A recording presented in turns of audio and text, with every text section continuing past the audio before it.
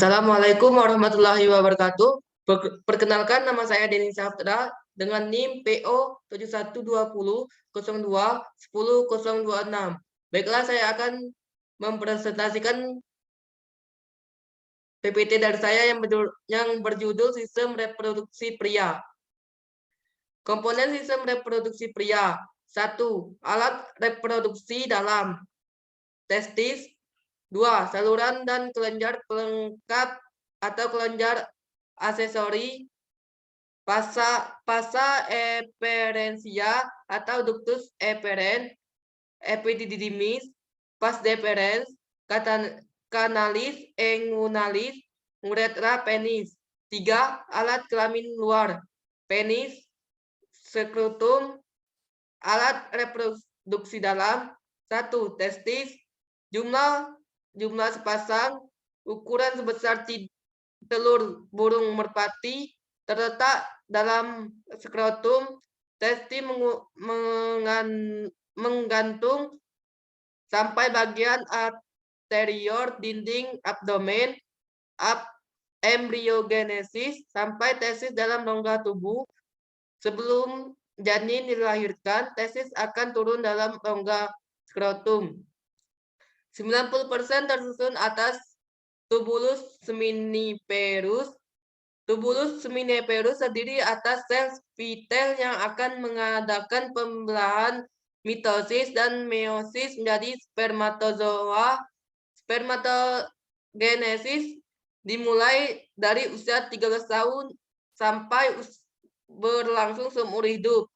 Di antara tubulus seminiferus dapat sel interstitial atau sel Leydig, fungsi mengontrol perkembangan karakteristik sel sekunder pria.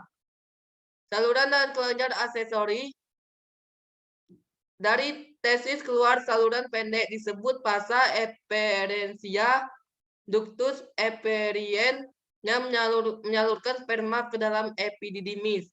Epididymis MRP struktur melingkar dengan panjang 20 kaki dan meliputi setengah bagian dorsal testis. Epididymis terdiri atas caput, korpus, cauda epididymis. Epididymis fungsi tempat spermatozoa melakukan proses pematangan sehingga mampu membuahi ovum. Bagian cauda epididymis berfungsi sebagai tempat penyimpanan sperma, membuat suspensi spermatozoa encer yang berasal dari testis menjadi lebih pekat, mengangkut spermatozoa dari pasa eperensia ke vas deferens. Penyaluran spermatozoa epididymis, vas deferens, dari skrotum naik ke atas sampai ke canalis inguinalis, uretra penis, dan rongga perut. Vas deferens panjang sekitar 18 inci. Dinding mengandung otot-otot licin pengangkut semen saat ejakulasi.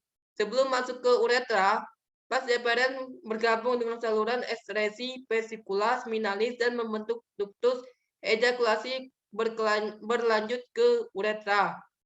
Fungsi vas deferens pengangkut sperma dari epididymis ke uretra.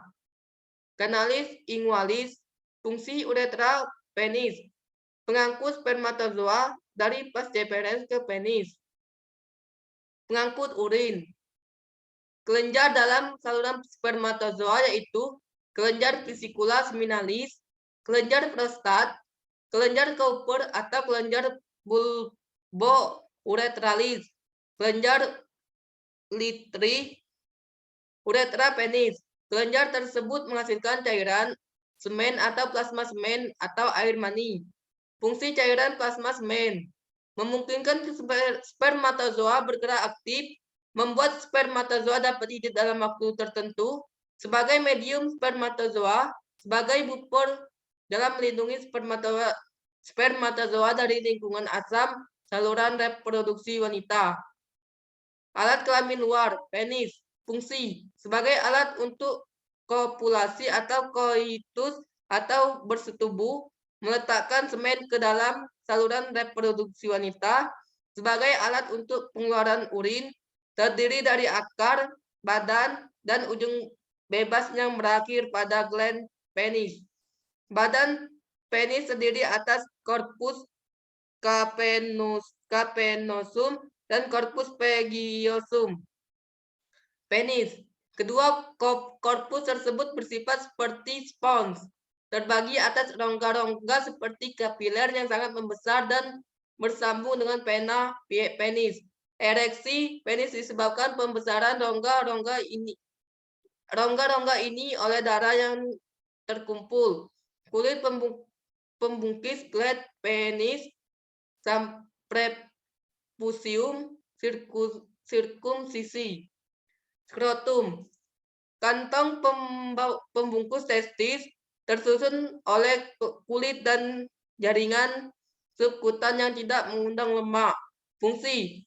1. Termoregulator untuk testis agar temperatur optimal sehingga proses spermatogenesis berjalan lancar. 2. Spermatogenesis memerlukan suhu tetap dan beberapa derajat lebih rendah dari suhu tubuh. 3. Jika udara kutub panas dan suhu panas, maka skrotum akan menggantung jauh dari tubuh. 5. Jika udara dingin, skrotum mengecil dan mendekati tubuh yang suhunya lebih tinggi. 6. Turunnya testis ke dalam skrotum agar suhu di sekitar testis tersebut lebih rendah dari suhu rongga tubuh. 7. Suhu testis berkisar antara 1 sampai 8 derajat Celcius lebih rendah dari suhu rongga tubuh. Spermatogenesis yaitu pembentukan spermatozoa di dalam tubulus seminiferus atau organ testis terdiri dari 3 tahap. 1. Tahap proliferasi atau spermatositogenesis. Spermatogonium A disebut spermatogonium induk membelah 2 kali secara mitosis membentuk 4 spermatogonia A. 2. Sel 1 berfungsi untuk spermatogenesis berikutnya. 3 sel lain membelah membentuk 6 spermatogenia intermediate dan membelah lagi membentuk 2 spermatogenia B. Masing-masing spermatogenia B membelah membentuk spermatosis primer atau spermatosis 1. 2. Atas meiosis. Spermatogenesis 1 mengalami meiosis 1 menempuh fase leptoten, zigoten, pakiten, diploten, dan diakinesis dari profase lalu metafase, anafase, dan telofase. Terbentuknya spermatogenesis 2 atau sekunder yang mengalami meiosis 2 menjadi spermatid haploid. Setiap spermatosis 1 menghasilkan 4 spermatid. Spermatid dijumpai pada potongan tubuh seminiferus. 3. Tahap spermiogenesis. Terjadi perkembangan spermatid menjadi spermatozoa. Rangkaian perubahan ini dibagi 4 fase, yaitu fase Golgi, fase tudung ataukah fase akrosom, fase pematangan. Saat diejakulasikan, spermatozoa bercampur dengan plasma semen.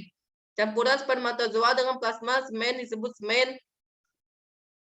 Inilah gambar spermagionesis.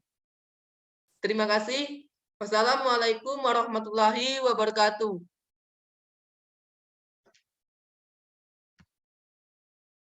Tahu kan?